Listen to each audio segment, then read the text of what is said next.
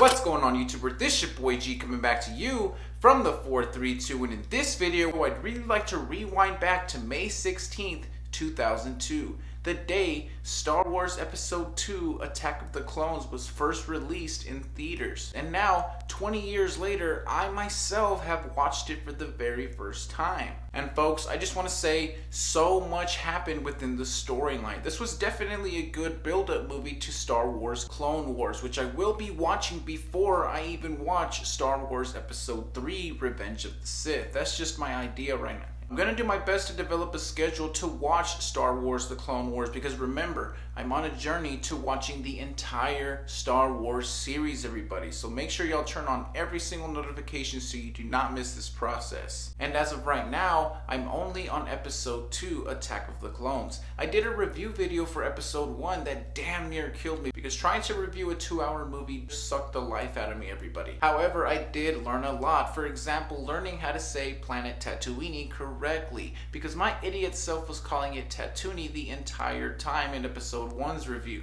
So if y'all want to go check it out, go check it out. I apologize though. Hope you guys forgive me for that one. But without further ado, let's dive into what I learned after watching Star Wars Episode 2 Attack of the Clones. So really quick, if you haven't seen the Star Wars series, go ahead and stop or keep watching, because there will be spoilers in this information.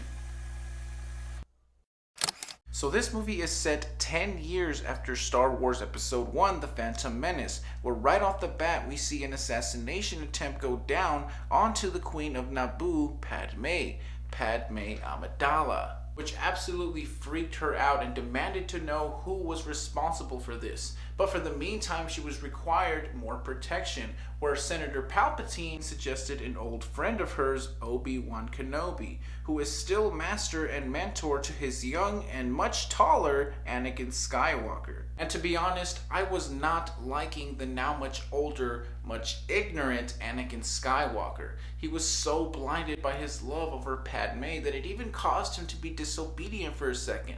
We will not exceed our mandate, my young Padawan learner. I meant it in the interest of protecting her, Master, of course. We will not go through this exercise again, Anakin. And you will pay attention to my lead. Why? What? But later on that night, someone yet again attempted to kill Padme while she was sleeping, luckily saved by her knight in shining armor. This actually caused Obi-Wan and Anakin to spring into action, where they treated us with a pretty cool high-flying car chase. I don't mind flying, but what you're doing is suicide!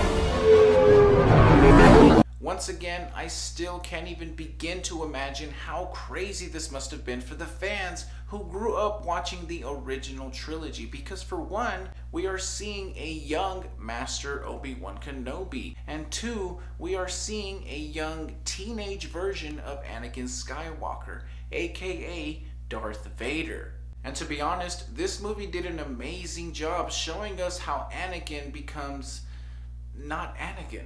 But once they had seized the villain, who turned out to be Sam Whistle, and please excuse me for the pronunciation once again, I got to meet Jengo Fett, a bounty hunter and clone template of the Grand Army of the Galactic Republic, which is very interesting because I was told by a couple of friends that the story actually dives deeper into Jengo Fett and the clones in the actual Star Wars Clone Wars series, which is why I'll be watching that first before I watch Episode 3 Revenge of the Sith, because I heard so much goes down between that 3-year time gap between Episode 2 and Episode 3. But anyways, after watching Anakin and Padme's love story unfold, I got to see Anakin go back to planet Tatooine and save his mom after he had a nightmare about her. Only he was too late. His mother had been badly beaten. She didn't even have the strength to say "I love you" one last time before dying in Anakin's arms, which absolutely unleashed a new side of Anakin that I did not expect to see. He even reveals to Padme that not only did he kill the men and women, but the children too.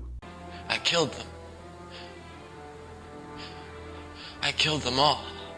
Crazy, crazy stuff, folks. I cannot believe Anakin went from this little boy to whatever this is becoming. This is not the Anakin that I saw in Episode 1. This is crazy. But after blaming Obi-Wan for his troubles, they actually get a message from Obi-Wan regarding assistance on planet Geonosis, where Count Dooku was holding his secret meetings and the construction of the new and improved battle droids. So yeah, Obi-Wan was having his own little adventures chasing down the bounty hunter Jango Fett and his son Boba Fett, which I've been hearing rumors that he will be having his own spin-off show, which is absolutely interesting, everybody, because I knew there was more to this kid.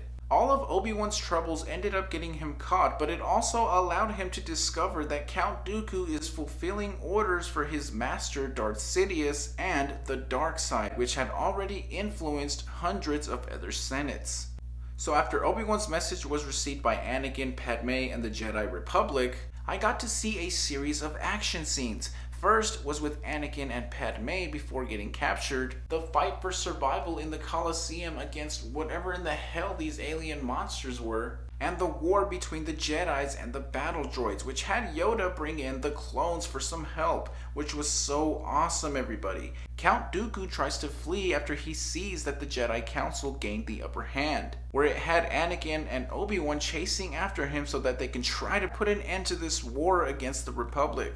Where in this case, both Obi-Wan and Anakin catch up to him, but Count Dooku was low-key already ready to go. Anakin thought he could run up on him first, but was quickly dealt with, which had Obi-Wan dueling it out with him first, but was injured after a few short moments. Anakin saves Obi-Wan and takes on Dooku by himself, only this time using the green and blue lightsabers, which I thought was pretty cool. Only Count Dooku outclassed Anakin and managed to cut one of his arms off, which was pretty jaw-dropping from my point of view. Then out of nowhere, Master Yoda came in to handle business in the most badass way.